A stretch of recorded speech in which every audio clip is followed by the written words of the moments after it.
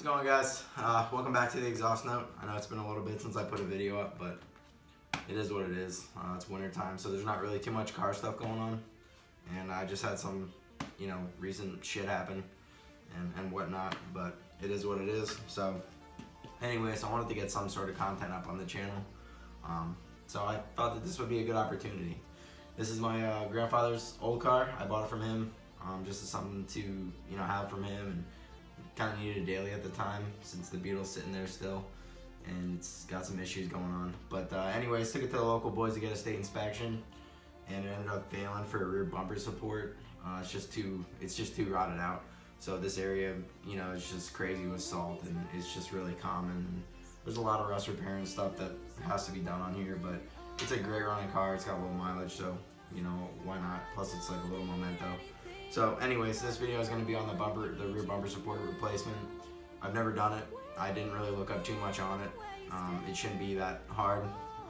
Pretty much just get the bumper off, get access to the bumper support, take it off. But if I run in the areas where I need a torch, then kind of, SOL, but it is what it is. So we'll get cracking on it. I got the essentials. I got some Ying juice.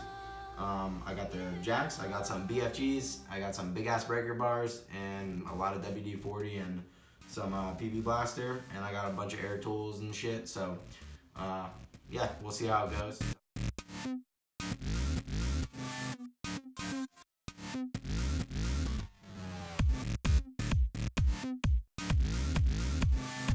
Just to start, I got the two rear taillights out. They have these 4 holes right here. On the back side, there's plastic wing nuts.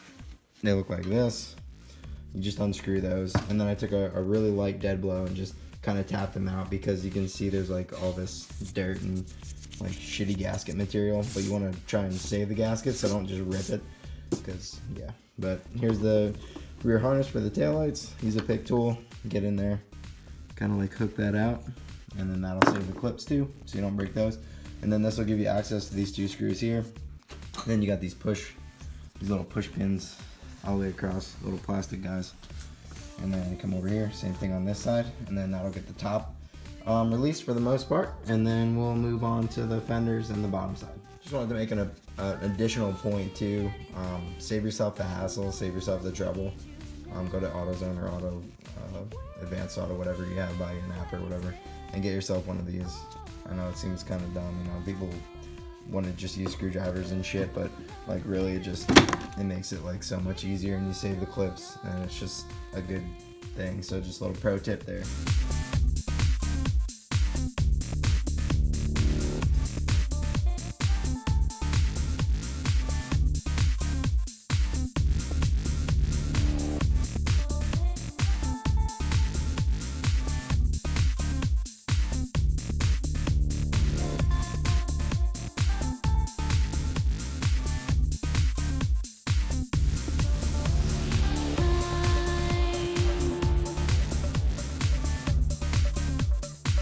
We're coming for another update here. The rear bumper is off.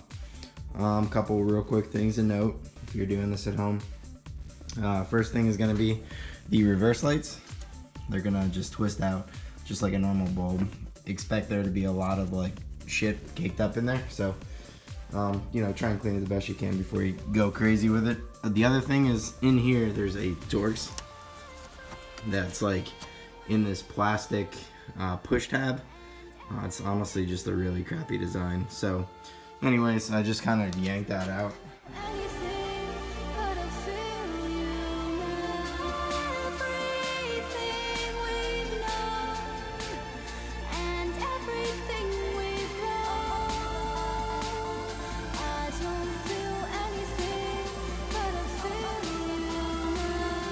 Alright, so here's what the back area looks like.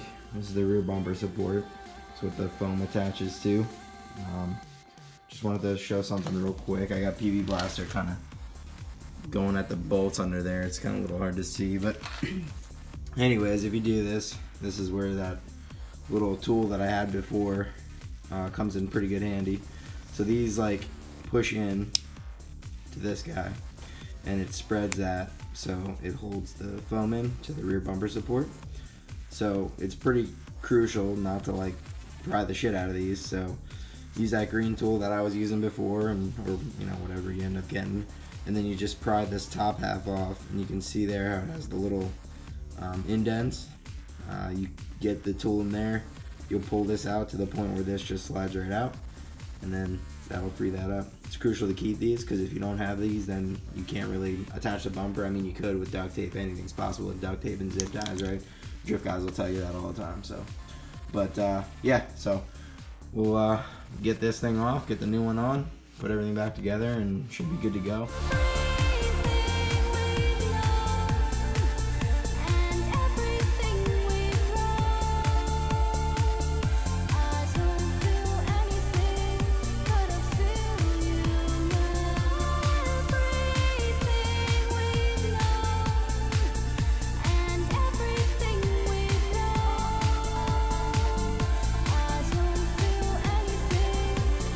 So we got the rear bumper support off.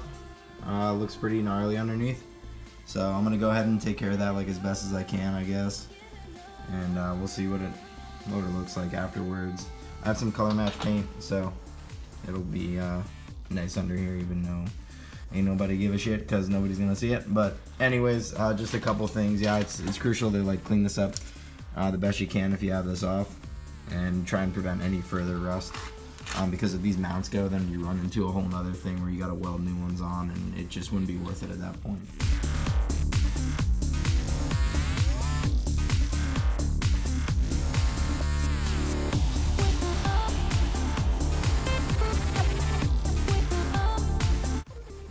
Alright, so the rear bumper support's on. Looks pretty good. I like really crudely just sprayed over some exposed metal. You can see it here, just so like I don't run into this again, or at least for a little while. There's 4 holes, but the bumper support will like flip back and forth. It only goes on one way, so it'll be, you know, okay there. And yeah, and then make sure you get those torque to spec, those 2 nuts, because it's a pretty critical piece of protection for your vehicle and for your body. So there's that.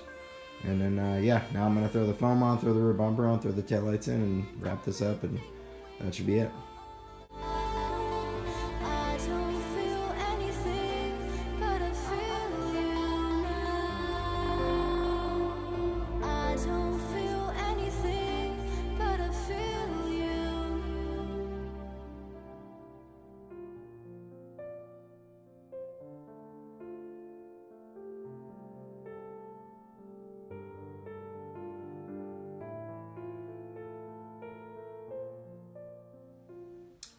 Alrighty, so that's it. Went pretty well. I'm actually really surprised. So about like a 2-hour job or something like that. I jacked it up.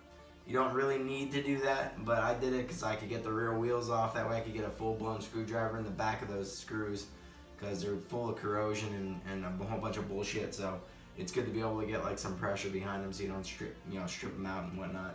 The 2 Torx bits were stripped out on both sides with those plastic inserts, so it is what it is. You could just use a little self-tapper if you want to hold that in, or something like that. You know, do whatever you want to do. But anyways, it went good. It's back together, so I'm gonna throw the wheels on it, lower it down. Basic stuff. Don't really need to see that. Yeah, it was a 13, a screwdriver, and a pick tool to get the clips released for the taillights.